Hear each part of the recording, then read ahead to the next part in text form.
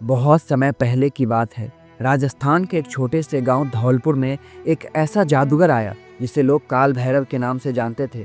कहते थे कि उसकी जादुई शक्तियों के आगे बड़े बड़े राजा भी घुटने टेक देते थे। काल भैरव का नियम था, जो भी उसकी बात नहीं मानेगा उसे अपने जादू से पत्थर का बना देगा।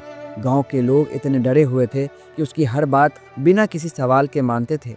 एक दिन काल भैरव ने गांव वालों को आदेश दिया कि वो अपने घर से एक सोने का सिक्का मेरी सेवा के लिए लाएगा, वरना पूरे गांव को श्राप देकर पत्थर का बना दूंगा।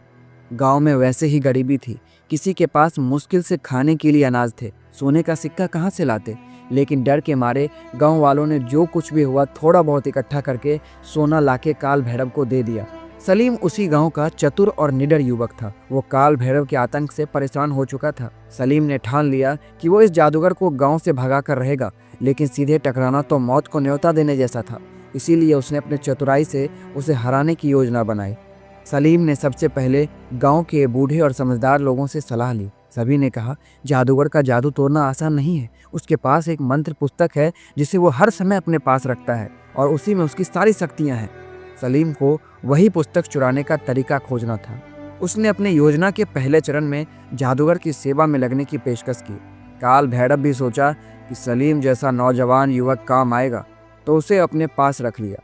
एक दिन सलीम ने जादूगर से कहा, महाराज, आपका नाम तो इतना बड़ा है, अगर आप हमें अपनी सबसे बड़ी शक्ति दिखाएंगे तो हम और भी ज़्यादा प्रभावित होंगे। जादूगर ने गर्व से अपनी मंत्र की पुस्तक दिखाई और कहा, ये मेरी सारी शक्तियों का राज है, इसे मैं अपनी जान से भी ज़्यादा संभाल कर रखता हूँ। सलीम ने पुस्तक का ध्यानपूर्वक निरीक्षण किया और उसकी जगह एक नकली पुस्तक तैयार करने की योजना बनाई। अगले दिन उसने रात के अंधेरे में असली पुस्तक को चुराकर वहां नकली पुस्तक रख दिया। सुबह जादूगर को अपनी शक्तियों का असर होता नहीं दिखा तो उसने गांव वालों को श्राप डालने की कोशिश की, लेकिन उसका जादू काम नहीं कर रहा था। जब उसे शक हुआ तो उसने अपनी पुस्तक देखी तो समझ गया कि उसके साथ धोखा हुआ है। वो गुस्से में पागल हो गया और सलीम को खोजने लगा। इसी बीच सलीम ने असली पुस्तक को जलाने का नाटक किया। जादूगर ने जैसे ही ये देखा, वो घुटने पर गिर पड़ा और दया की भीख मांगने लगा। सलीम ने कहा, अगर तुमने कभी दोबारा इस गांव को परेशान किया तो तुम्हारी सारी शक्तियां हमेशा के लिए खत्म कर दूंगा। जादूगर ने वादा किया और वो गांव छोड़कर चला गया। उस दिन के बाद धौलपुर में कभी कोई जादूगर नहीं आया और गांव वाले खुशी खुशी रहने लगे। इसी तरह की वीडियो देखने के लिए पुराण चर्चा को सब्सक्राइब करें और वीडियो को लाइक करें और कमेंट करके बताएं कि आपको कहानी कैसी लगी। जय श्री राम।